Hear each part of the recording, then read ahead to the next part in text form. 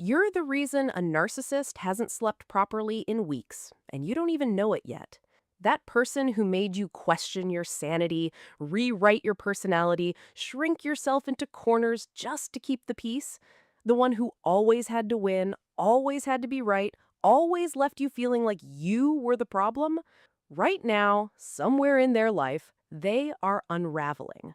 Not because of something dramatic, not because karma showed up in a movie-like moment, but because you stopped playing the game, and that broke something in them they genuinely cannot fix.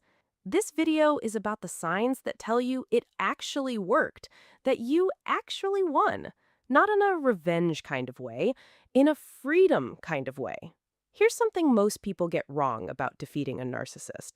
They think it looks like a dramatic confrontation, a big speech, tears, a moment where the narcissist finally admits everything they did. That is not how it goes. Real victory over a narcissist is quieter than that. It's almost invisible, and the signs show up in their behavior, not yours. Let's get into them. Sign 1. The smear campaign kicks into overdrive. The first sign is one that can genuinely confuse people into thinking they've lost when actually it means the exact opposite. When a narcissist realizes they've lost control over you, real control, not just surface level compliance, the smear campaign accelerates. Suddenly, they're telling your mutual friends things that don't add up. Suddenly, people you barely know have opinions about you. Suddenly, your name is in rooms you were never in. Here's the thing about that. A narcissist's power runs entirely on narrative.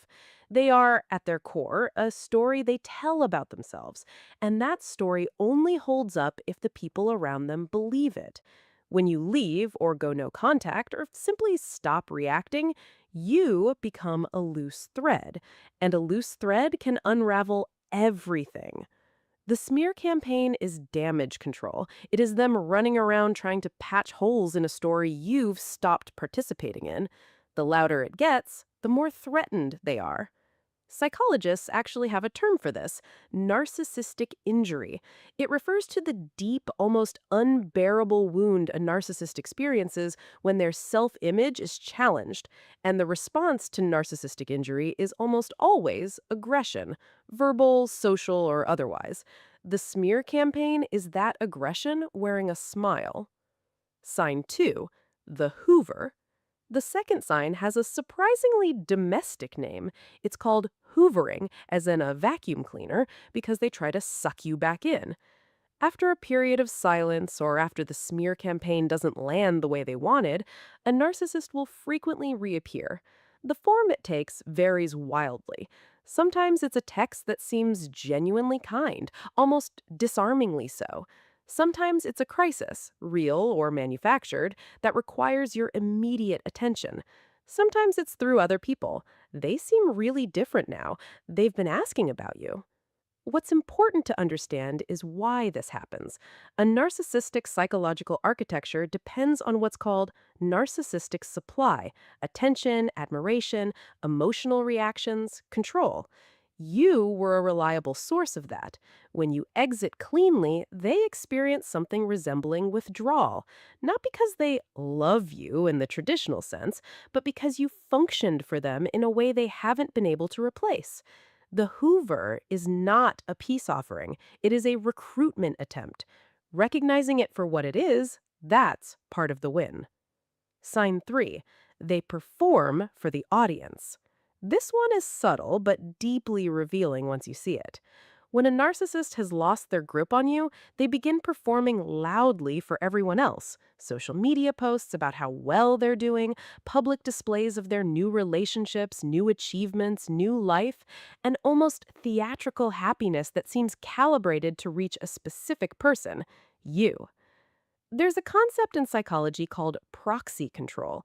When direct control is gone, a narcissist will attempt to influence you through witnesses. They want you to see them thriving. They want you to doubt your decision.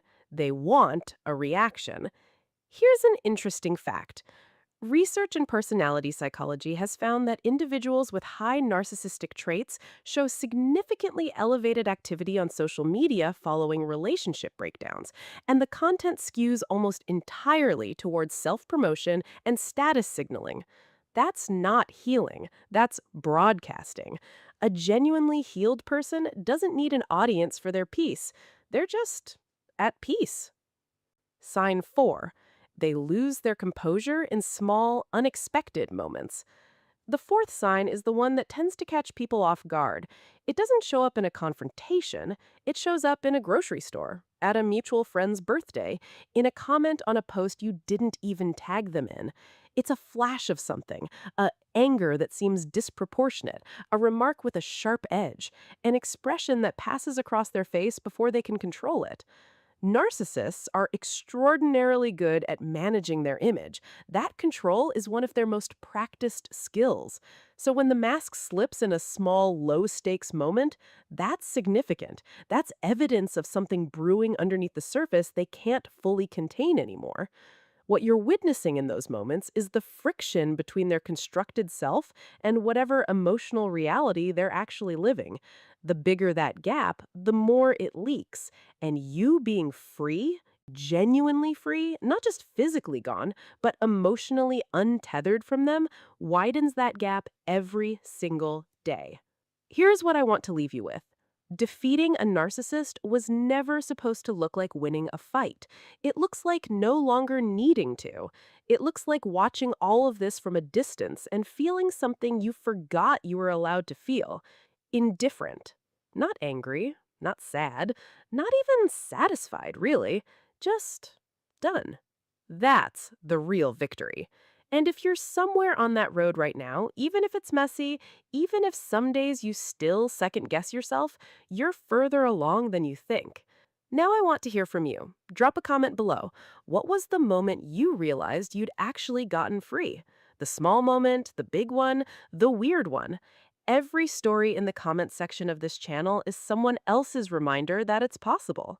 See you in the next one.